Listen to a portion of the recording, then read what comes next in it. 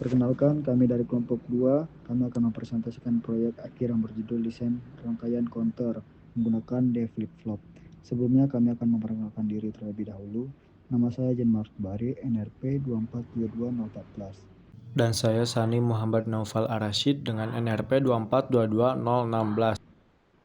Pertama, alat dan bahan yang kami gunakan berupa yang pertama, IC 7474 D flip-flop, yang kedua IC 7486 XOR gate, yang ketiga IC 7404 NOT gate, yang keempat IC 7408 AND gate, yang kelima IC 7447 decoder, yang keenam NE55, yang ketujuh resistor, yang kedelapan kapasitor, yang sembilan kabel jumper, yang ke-10 PCB, yang ke-11 7 segment display, yang ke-12 baterai 9 volt, yang ke-13 timah, yang ke-14 solder.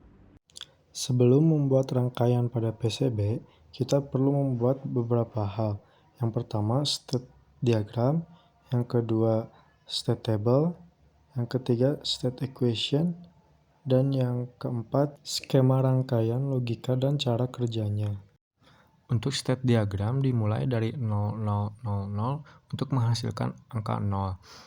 Kemudian 0001 untuk menghasilkan angka 1.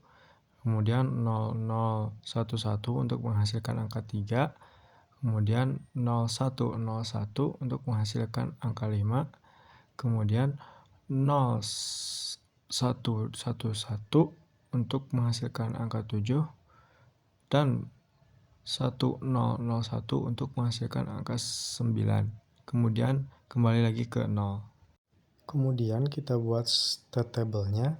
State diagram yang sebelumnya dibuat, masukkan ke current state. Untuk next state, masukkan biner selanjutnya untuk angka yang ingin ditampilkan. Seperti contoh untuk baris pertama, pada current state, binernya adalah 0000 untuk menampilkan angka 0. Kemudian pada next state, untuk menampilkan angka 1, maka biner berikutnya adalah 0001. Dan seterusnya. Tapi kita hanya menggunakan angka 0, 1, 3, 5, 7, 9 dan kembali ke 0. Sedangkan FF input adalah untuk memberikan logika kepada input D flip-flop. Kemudian ini adalah state equation yang sudah kita sederhanakan untuk setiap input D flip-flop. Dan yang terakhir adalah gambar rangkaiannya untuk dirancang di PCB.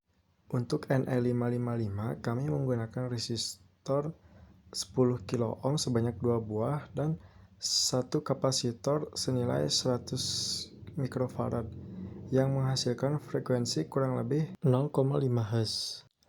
Dan ketika display menunjukkan angka 3 dan 9, maka LED akan menyala. Berikut adalah simulasinya.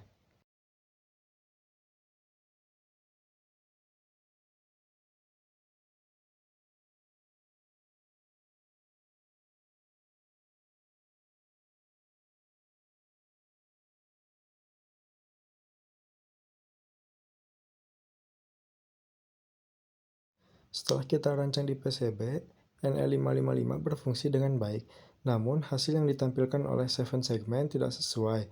Kemungkinan karena kesalahan pada soldering, seperti ada komponen kaki yang menyatu pada kaki lainnya. Sekian dari kelompok kami, mohon maaf apabila ada kekurangan. Terima kasih.